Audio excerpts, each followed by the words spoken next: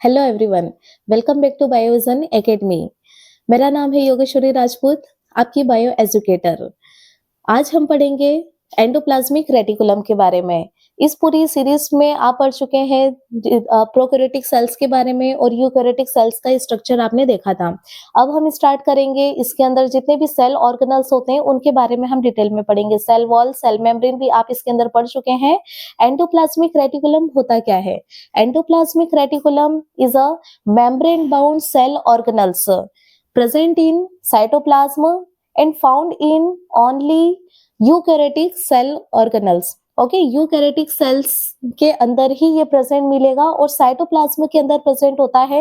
ये कनेक्टेड होता है न्यूक्लियर मेम्ब्रेन से। जो न्यूक्लियस होता है, न्यूक्लियस की आउटर मेम्ब्रेन से ये कनेक्टेड होता है। प्रोकैरियोटिक सेल्स के अंदर ये अब्सेंट होता है क्योंकि उसके अंदर जितने भी सेल ऑर्गेनल्स होते हैं वो मेम्ब्रेन बाउंड नहीं होते हैं। ओके, तो हम यहाँ पर इसकी डेफिनेशन देख लेते हैं। आपने अभी देखा एंडोप्लाज्मिक रेटिकुलम एक मेम्ब्रेन बाउंड सेल ऑर्गेनल्स होता है। ओके, बहुत सारे इसके अंदर ट्यूब्यूल्स प्रेजेंट होती है, नेटवर्क ऑफ ट्यूब्यूल्स। ओके, और फ्लैटेंड सेक्स इसके अंदर यहाँ पर सेक प्रेजेंट होते हैं जिसे आप सिस्टर नहीं कहते हैं। यहाँ पर आपने देखा कि ये प्रेजेंट होता है साइटोप्लाज्म के अंदर और कनेक्टेड होता है आउटर न्यूक्लियर मेम्ब्रेन से। ओके, और ये it is responsible for protein synthesis and lipid synthesis. Protein के फॉर्मेशन में भी ये हेल्प करता है और साथ में लिपिड को सिंथेसाइज करता है। तो अब हम यहाँ पर देखते हैं कि जो आपने देखा था कि यहाँ पर एक न्यूक्लियस होता है। ओके, सेल के अंदर सेंटर में एक न्यूक्लियस प्रेजेंट होता है। न्यूक्लियस की जो आउटर लेयर होती है, आउटर मेम्ब्रेन, उसी से ये कनेक्टेड होता है। ये कुछ ट्यूब्यूल्स लाइक स्ट्रक्चर होता है।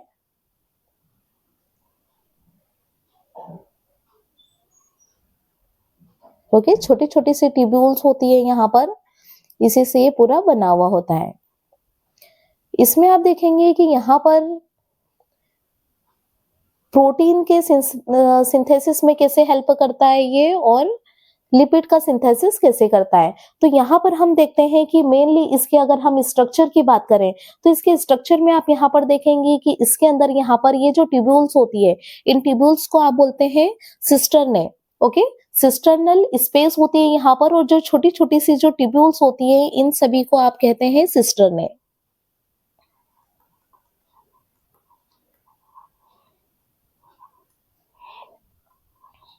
ओके, और इसके अलावा यहाँ पर कुछ वेसिकल्स प्रेजेंट होते हैं, छोटे छोटे से यहाँ पर वेसिकल्स होते हैं।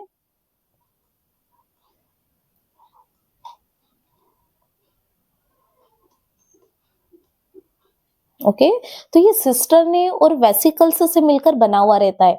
इसके सरफेस पर हम देखते हैं कि कुछ राइबोसोम यहाँ पर प्रेजेंट होता है। तो वो राइबोसोम आते कहाँ पर से है? तो यहाँ पर आप देखेंगे कि न्यूक्लियस के अंदर एक न्यूक्लियोलस होता है। न्यूक्लियोलस के अंदर सिंथेसाइज होते हैं राइबोसोम, और वही राइबोसोम यहाँ से न्यूक्लियर पोर की हेल्प से यहाँ से बाहर निकलकर और इसकी सरफेस पर यहाँ पर आकर डिपॉजिट हो जाते हैं। ओके, तो इसकी सरफेस पर यहाँ पर जो ये ट्यूब्यूल्स आपको दिखती है यहाँ पर प्रेजेंट होते हैं राइबोसोम।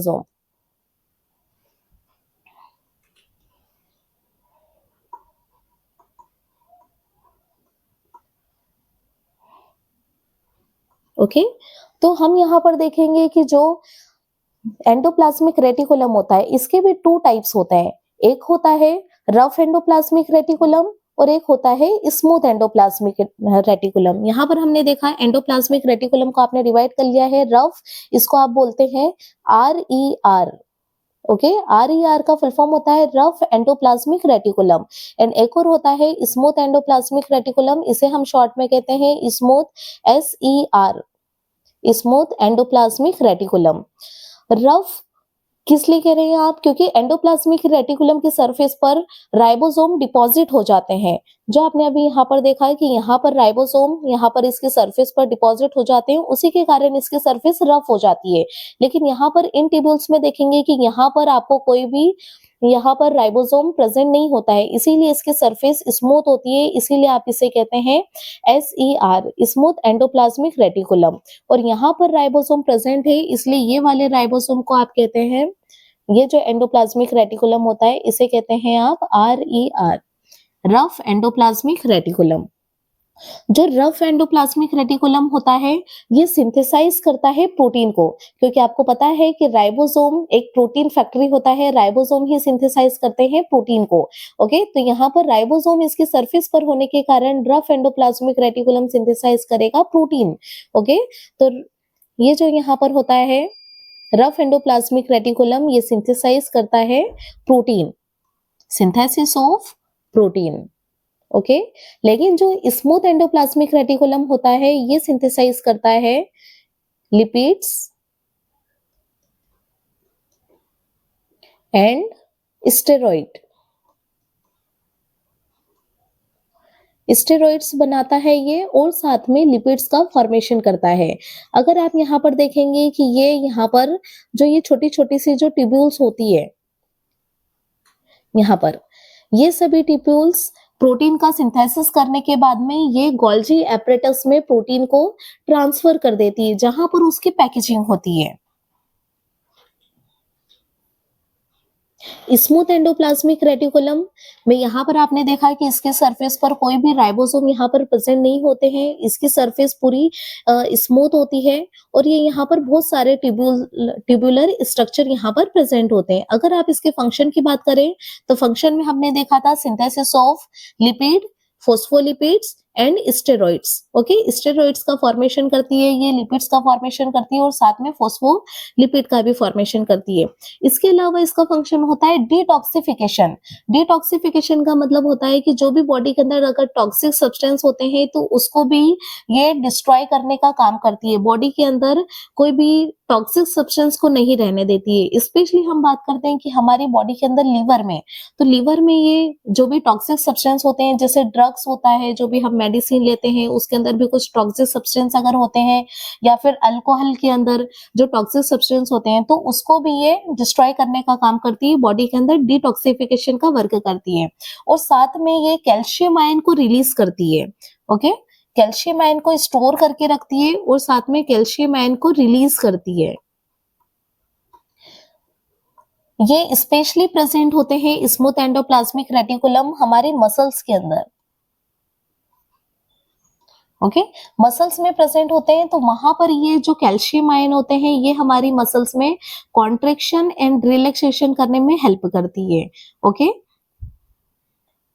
नेक्स्ट हम यहाँ पर बात करते हैं फंक्शंस ऑफ एंडोप्लाज्मिक रेटिकुलम। तो यहाँ पर आपने देखा था जो specially RER rough endoplasmic reticulum होता है, ये सिंथेसाइज करता है प्रोटीन। तो एंडोप्लाज्मिक रेटिकुलम का एक फंक्शन हो जाएगा कि प्रोटीन सिंथेसाइज करता है। नेक्स्ट आपने देखा था smooth endoplasmic reticulum lipids and steroids का सिंथेसिस करता है। ओके, और ये इंट्रासेल्युलर ट्रांसपोर्ट का वर्क करता है, मतलब इसके अंदर जो प्रोटीन्स बनते हैं और लिपिड्स बनते हैं, इसका ये ट्रांसपोर्टेशन का वर्क करता है। ये जिस भी ऑर्गन तक वहां पर पहुंचाना रहता है, वहां तक ये ट्रांसपोर्ट करने का काम करता है। और फिर आपने यहाँ पर देखा जो भी हार्मफुल सब्सटेंस होते हैं, उसको डिटॉक्सिफिकेशन का वर्क करता है ये। ओके, और साथ में आपने देखा कैल्शियम आयन को स्टोर करके रखता है, और साथ में उसको रिलीज करता है, जो हमारी मसल्स में कॉन्ट्रैक्शन में यूजफुल होता है। फिर आप देखेंगे कि यहाँ पर मेम्ब्रेन बायोजेनेसिस में हेल्प करता है, मतलब ये मेम्ब्रेन के बनाने में भी हेल्प करता है। आपने देखा था स्मूथ एंडोप्लाज्मिक रेटिकुलम फॉर्मेशन करता है फोस्फोलिपिड का, और मेम्ब्रेन का जो स्ट्रक्चर होता है, मेम्ब्रेन बनी हुई होती है फोस्फोलिपिड से। ओके, तो फोस्फोलिपिड के बने हुए होने के कारण ये जो मेम्ब्रेन के फॉर्मेशन में भी बहुत ज्यादा यूजफुल होता है। नेक्स्ट आप देखेंगे कि ये आपके पूरे सेल को एक फ्रेमवर्क, एक यहाँ पर सपोर्ट प्रोवाइड करता है। ओके, तो इतने सारे फंक्शंस होते हैं एंडोप्लाज्मिक रेटिकुलम का। इसका बहुत ज्यादा इंपॉर्टेंट रोल होता है कि ये प्रोटीन भी सिंथेसाइज कर रहा है, और साथ में हमारी बॉडी के अंदर डिटॉक्सिफिकेशन का वर्क कर रहा है, कि जो भी टॉक्सिक सब्सटेंस है, हार्मफुल सब्सटेंस है, उनसे हमको बचाता है। ओके, तो यहाँ पर आपने ये सारे एंडोप्लाज्मिक रेटिकुलम के बारे में पढ़ा। एंडोप्लाज्मिक रेटिकुलम के टाइप्स आपने देखे, rough endoplasmic reticulum and smooth endoplasmic reticulum. आगे हम पढ़ेंगे माइटोकॉन्ड्रिया के बारे में। अगर इस पूरे टॉपिक में अगर आपको कोई भी डाउट हो तो कमेंट कीजिएगा। Thank you.